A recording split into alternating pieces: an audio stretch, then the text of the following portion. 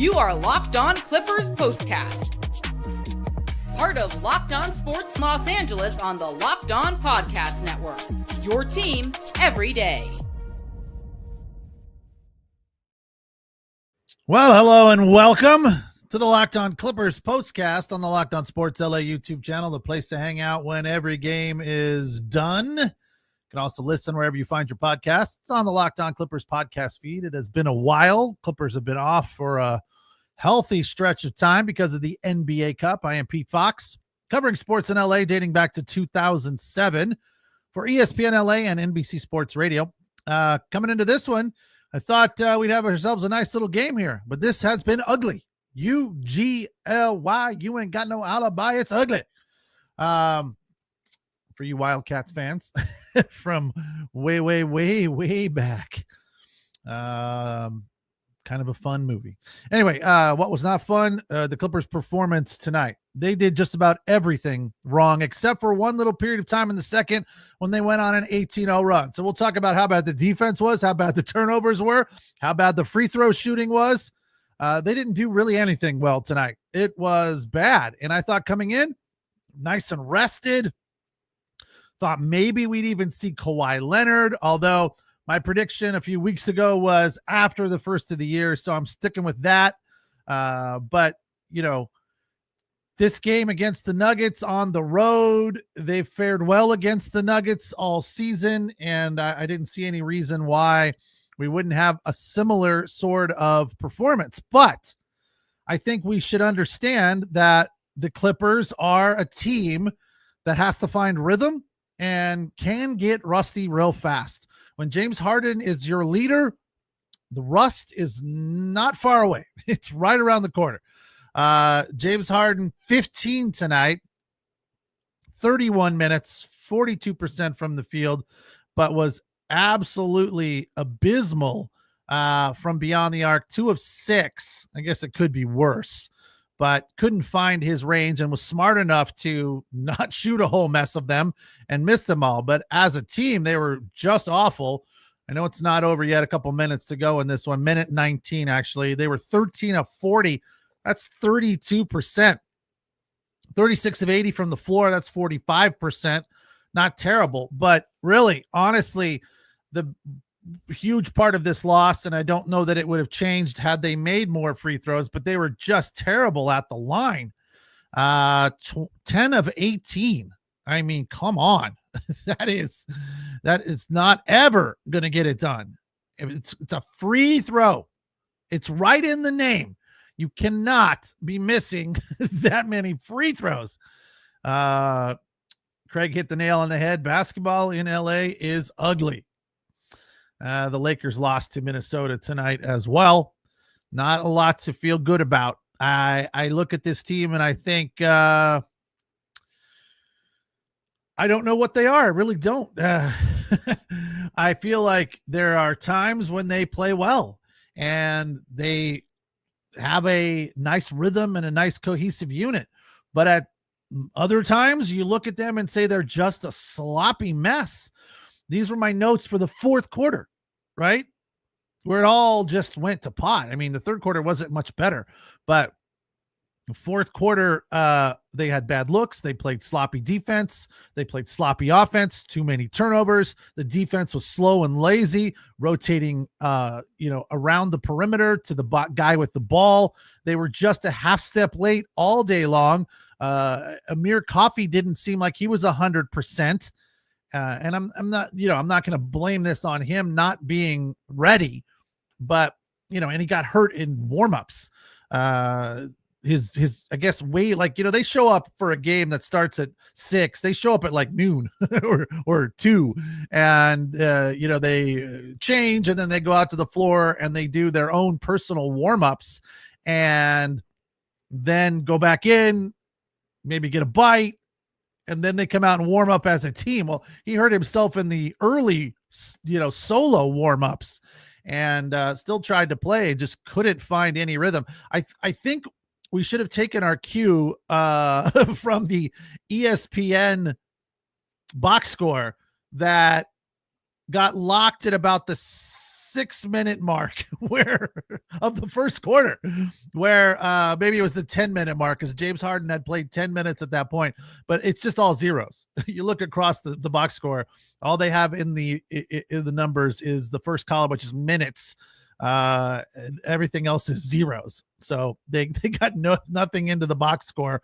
Maybe the guy or girl operating that was like, this game's already over. I'm out. I got better things to do. Just went final 120, 98. Yeah, BC, there wasn't much to wait for. the 5-minute mark, this game was long gone, and I did not wait till the end. If we want to find the bright spot, was that nice run in the second quarter, about the 5-minute mark, 18-0 run. Everything was working. Defense was, so that's what's frustrating about this loss to me. Everything was working at one point, but then it all fell apart and they couldn't do anything that they were doing right in this game. Defense was working. Harden was making good passes. They were hitting shots. Zoo was making spin moves to the basket that were very, very fancy. The Clippers were causing turnovers. So it was all good. They had 5 steals in the first quarter, down 7 at the end of 29-22, but they only hit 2 threes. So they just couldn't find their shot. And, that's to me the biggest part of what went wrong in this game. They were rusty, and that's what happens when you have all those days off. I'm sure they were welcoming of the time off, and I don't know how you find that rhythm other than playing. So it's just kind of the row you gotta hoe. It's the growing pains of having a big long break because this NBA Cup. And by the way, how nice was it to see a regular parquet wood colored floor? Oh, it was just so pleasant. I know I'm old school, and I did not I probably have talked way too much about the NBA Cup floors. I apologize, but it was just pleasant tonight to watch a regular basketball game on a regular floor. It's like, yes, this doesn't look like some cheesy Disney movie about a basketball team. So the Clippers lose this one 120-98 and are now 14-12. Many people think that for this point of the year, Brian Seaman included, that it's more than we expected. I guess, I look at this team, and again, I feel like there are a lot of good parts, but I don't know that they're a good team. At times they are. So that's the big question that hangs over this Clipper team for me. And this is Ty Lue's job, right? This is what Ty Lue gets paid for. And I'm sure he's racking his brain trying to figure it out. But how do you get this group to gel? How do you figure out a better usage of the rotations? Because it just doesn't seem to work all the time. And I know you can't be perfect, but they couldn't find any rhythm at all when the Nuggets got rolling in the third quarter. It's like they just rolled up in a ball and went away.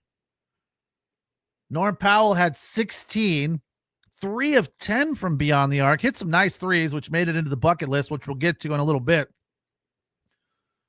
But it was -7 on the night. Was anybody in the plus category? Chris Dunn was the only one in the plus category, +9. I don't quite understand the plus minus rating, to be completely honest with you. I need to do some research on that. I understand how it works, but I basically, to the best of my knowledge, if you're on the floor and a bucket is scored, you get a plus for your team. And if more buckets are scored when you're on the floor than for your team than the other team, then it's a plus. And if it's the other way around, if when you're on the floor, the other team is scoring against you more, then it's minus. Which, yeah, it makes sense to me that most of the Clippers were in minus tonight, except for Chris Dunn, who played well in the first quarter, and then didn't play much after that. But I look at Russell Westbrook, and he was +21. Russell Westbrook is an abomination. He is a dumpster fire shooting the ball. But when he's on the floor, they're scoring. And he's playing defense. And he's passing the ball. I couldn't help but, who's with me on that? Couldn't help but notice how awful he was. Even Brian Seaman brought it up. He was like, they're more than willing to let Russell Westbrook shoot because he's the worst three-point shooter in the history of the NBA. And he's just not afraid to shoot. 2 of 9. I guess it could have been worse. He finished with 5 points, but a plus 21. He had the highest plus minus on his team. It's just crazy. Oh, yeah. Who brags about their plus minus rating? Russell Westbrook does. Westbrook MVP. He's just, he's having fun. It just doesn't seem like he cares at all about good. He's running around, taking bad shots. Just unhinged. And when he makes one bad shot, he like doubles down and makes another one right afterwards. Oh, boy. I am not sad to see Russell Westbrook on another team. That's for sure. Oh, boy. There were times like when it was just so frustrating. But there were also times when, we had to praise him last year because he was good. And I'm sure the guy doing what's his name? I haven't talked to him in a while. I'm sure why aren't we doing crossover? Damn it. Forget about crossover during basketball season. Nilo in Denver. I'm sure he is praising Russell Westbrook right now on the Nuggets postcast. Clippers lose this one ugly by 22, 120-98. The final. It's the Locked On Clippers postcast on the Locked On Sports LA YouTube channel. I am Pete Fox. Thanks for watching. Thanks for checking in. It's the place to hang out when every game is done. We appreciate you allowing us to be your source for your team every day.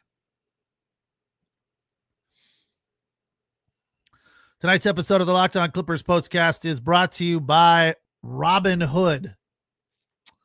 With Robinhood Gold, you don't need a silver spoon to eat up the financial favors of the 1%. Robinhood Gold allows others to get the rates and perks usually reserved for the high society. Now the resourceful individual with Robinhood Gold can earn the very liberal rate of 4.25 APY on uninvested cash and be rewarded with a handsome 3% retirement boost on IRA account contributions. Robinhood Gold provides the privileges of high net worth for any net worth. These generous benefits are now available for only $5 per month. The new gold standard is here with Robinhood Gold. Sign up now at Robinhood.com/gold. Terms apply for product specific disclosures. Visit Robinhoodgold.com/gold. Robinhood.com/gold. Investing involves risk. Rates may change. Gold membership is offered by Robinhood Gold LLC. Again, Robinhood.com/gold.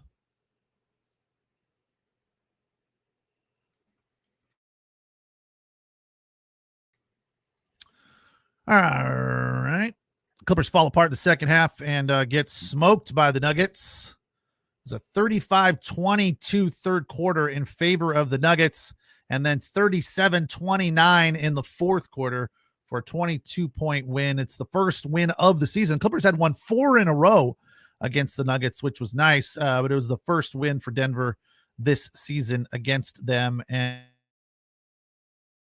they did it kind of spreading the ball all over the place. Batum, I guess, for whatever strange reason, frustrates Nuggets fans by not shooting enough threes. 2 of 2 today. Finished the night with 16 points. Jamal Murray led the way for the Nuggets with 20. He was 2 of 5 from beyond the arc. As a team, they were 10 of 29, which is not great. 34% from the floor. They were 42 of 77 for 54%. Let's get into tonight's bucket list, which mostly comes from the first half. For number 5, Chris Dunn hit his first 3 at the 4:37 mark of the first from the wing and made it a 4-point ball game. 19-15 Nuggets. He had a nice first quarter, 7 points for Chris Dunn, also playing great defense, knocking balls away again. They had 5 steals in the first. All of those things were super positive, and you thought it was going to go the way of the Clippers, or at least they would be in the game. If they're playing defense, turning over the Nuggets, it's all good. Wrong. Number 4, Porter Jr. hit a 3 straight away with the final few ticks in the first quarter to make it a 7-point ball game, 29-22. For number 3, Harden hit a 3. His first 3, again, he was 2 of 8, came right after a steal at the 6:46 mark of the second, made it 38-29. And right after this is when the Clippers went on that run. Norm Powell had a pull-up 3 in transition, which was really smooth and sweet at the 3:53 mark of the second. Gave the Clippers a 1-point lead, 39-38. The lead ballooned to a big whopping 6 for them. And at the break, they were up down just 1. But for number 1 tonight, Batum had back-to-back 3s on the day before his 36th birthday. He's French, and they said he's already had his birthday in France. How? What are they on a different calendar that I'm not aware of? Unless his birthday is today, and because of the time change, then he already had his birthday in France. But I thought they were saying it's tomorrow. Maybe I missed that. Anyway, back-to-back 3s for him gave the Clippers a 5-point lead at the 9:31 mark of the third, 55-50. And right after that, the Nuggets hit a 3 and a 2, tied the game, grabbed the lead. They went on an 18-2 run at the end of the third. So that's something we're used to seeing the Clippers do. Put up a big run and then turn right around and give it up. They weren't back-to-back per se. Again, it was the second quarter, late in the third, but not what you like to see. Turnovers were still an issue. Just got so sloppy. James Harden had 6 of them in the first half. He finished the night with 8. How many turnovers did he finish with?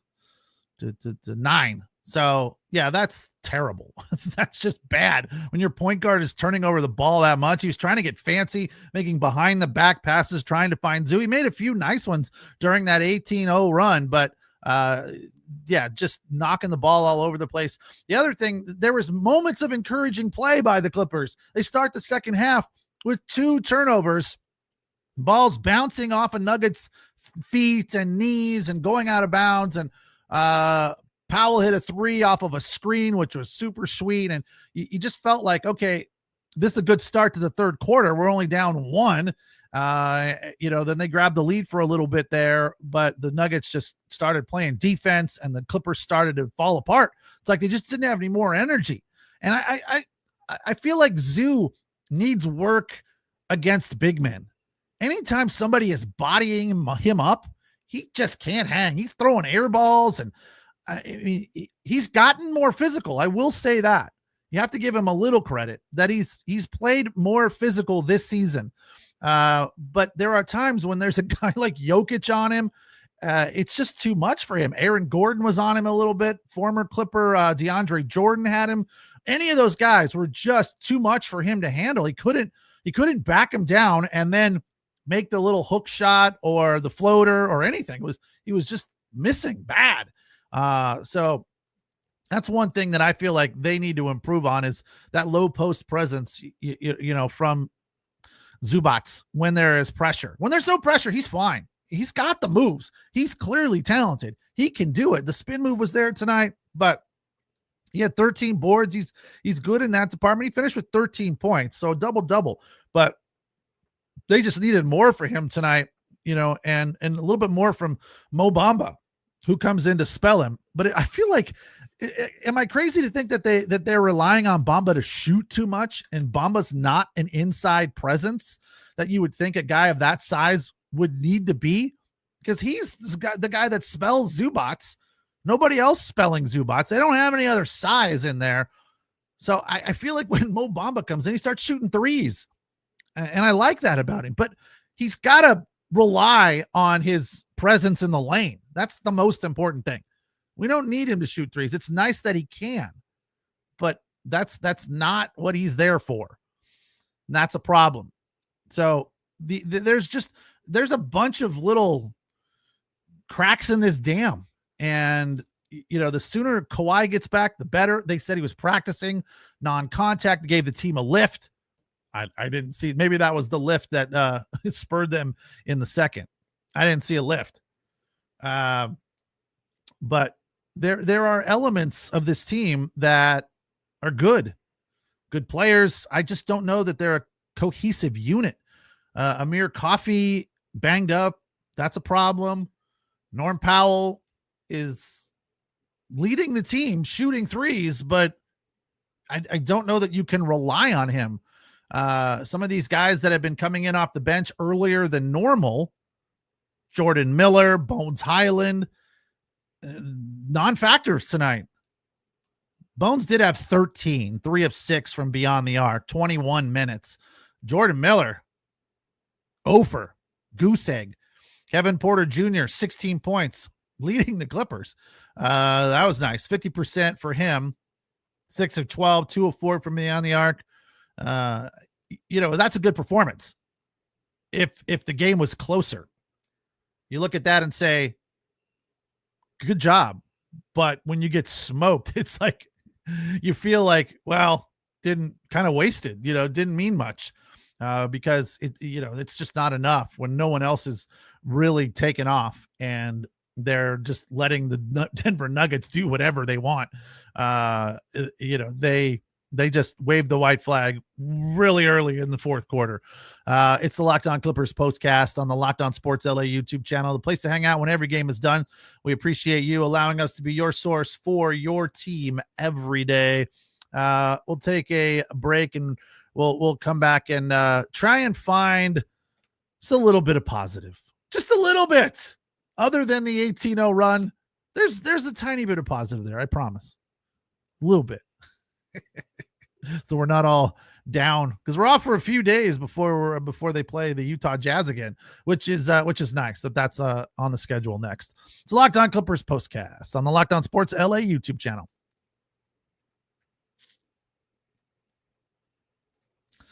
Tonight's episode of the Locked On Clippers postcast brought to you by FanDuel. Get ready to tackle the NFL action with FanDuel, America's #1 sports book.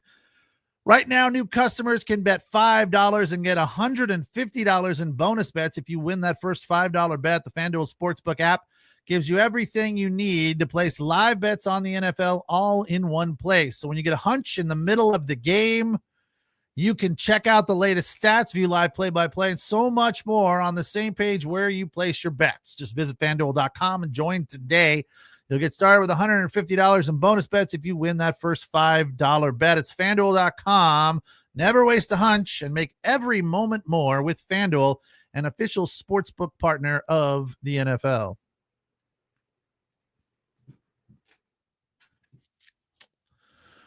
All right, Clippers, after a long break, back to work tonight on the road in Denver and trailed by 1 at the break and then ugly second half, ugly third quarter, and they come away with a 120-98 loss. And I was just teasing you guys. There's really not a lot of other positives in this game. I couldn't find any. I was like, I know I wrote some down here. I know there's got to be something else. Nope, sorry. There wasn't. They did play some decent D. Again, it was all in the second quarter. We should just talk about the second quarter if we want to find the positives. Because they played nice perimeter D there. The Nuggets were 0 for 6 from beyond the arc in the second. As I said, they went on that 18-0 run. Harden was making passes. They were playing defense. They were stealing the ball. But it just all fell apart in the second half. And I don't know what that is. That's a strange one for me. It wasn't as if I'd like to think that they have enough in the tank after this long break to come out. It's not like they spent it all on that 18-0 run. Is it? I mean, no. And again, it wasn't like they were just getting pounded over the head by Nikola Jokic, which you would not be surprised in the least if Jokic had 35 and they lost this game by 22. But Jokic had, I don't want to say it was an off night because he shot 66%, going 6 of 9, including 2 of 2 from beyond the arc, 2 of 4 from the line for 14 points. But that's a gift. When you get 14 from Jokic and 18 from Murray. Michael Porter Jr. had a decent night with 15, so nobody went off, and they still get smoked. So part of my frustration, I feel like, is they just have to shoot better. You got to score more, and maybe they weren't ready after the break. The rust was just too heavy and too thick that they didn't shake any of it off. Again, the fourth quarter was just a disaster. Bad looks, sloppy play, both sides of the ball, too many turnovers. The defense was slow and lazy. I mean, the free throws were terrible. 10 of 18 free throws. Yeah, we gotta call it like it is. There was just not a lot to feel good about in this game for the Clippers. 24 turnovers in all. No, that was assists. Sorry. 19 turnovers in all for them. They did have, the steals, I guess, would be the one bright spot of this game. They had 18 steals. I don't know if they were waiting for Harden to go off or Norm Powell to go off the way they did the last time they faced the Nuggets. Harden had 39 in the last meeting between these two, and Norm Powell went off in the fourth quarter. So I don't know if they're like, you two guys take over and get this done for us, because that just didn't seem to happen. Harden, fortunately, did not keep taking bad shots. He was 6 of 14 for 42%, which is better than it looked as you're watching the game. 2 of 6 from beyond the arc. He had 6 assists, but 9 turnovers to go with 6 assists, 5 rebounds, a minus rating of 16. Amir Coffey was the worst, minus 27. Yeah, he couldn't get anything done tonight while he was on the floor. So we chalked this one up to the break and rust, and we got to shake it off. And again, I don't think that, although he's practicing, I don't think we'll see anything from Kawhi Leonard this year. I think he is going to be resting until next year, but it's good news that he's practicing. So that's good to hear. The team is off until the 16th. So that's Monday. Today is Friday the 13th for all you Triskaidekaphobites. Off for the weekend and then back to work on Monday. That is Kawhi Leonard bobblehead night at Intuit Dome. We've been away so long, I forget all the names. So Clippers back to work on Monday, 7:30. I will be here right after the game to break it down for you on the Locked On Sports LA YouTube channel, and you can listen on the Locked On Clippers podcast feed. And don't forget, Saturday, nothing, because the Trojans are done till the 27th. They got a better bowl than I thought they would get. They're in the Las Vegas Bowl against Texas A&M, who's probably going to absolutely demolish them. But who knows? It could be interesting. Again, that's the 27th, the next time the Trojans play. And Chargers are in action at SoFi on Sunday against the Tampa Bay Bucks, who come in riding a 3-game winning streak. But the winning streak is against the Giants, the Panthers, and the Raiders. So I like the Chargers' chances on Sunday. And of course, we'll be right here on the Locked On Sports LA YouTube channel to break it down when it is over. Thanks for watching. Thanks for listening. Thanks for the comments, guys. We appreciate it. Clippers lose 120-98 and are now 14-12 on the season. It's the Locked On Clippers postcast on the Locked On Sports LA YouTube channel, the place to hang out when every game is done. Have a good night. We will talk on Sunday.